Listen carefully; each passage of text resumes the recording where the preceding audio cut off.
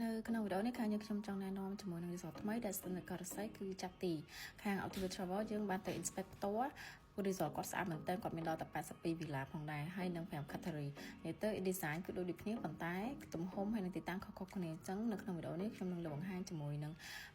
beachfront pool villa ជាប្រភេទ one bedroom យើងអាចគេមក2នាក់ហើយនឹងថែម extra bed បានបើសិនជាគាត់មានកូនក្មេងហើយបន្ទប់ហ្នឹងខែហ្នឹងគឺយើងអាចធ្វើជា twin bed ក៏បានដូចគ្នាដែរដូចក្នុងវីដេអូហ្នឹងគឺបែបធម្មជាតិ relax ហើយ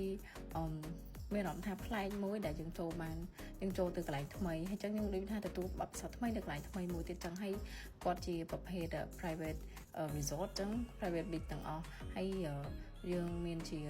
កីឡាច្រើនមែនតើសម្រាប់មនុស្សធំនិងកូនក្មេងដូចជា volleyball tennis ហើយ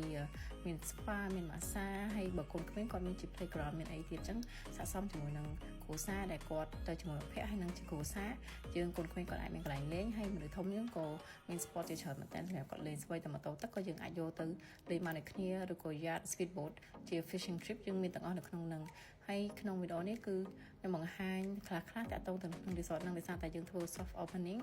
នៅខែ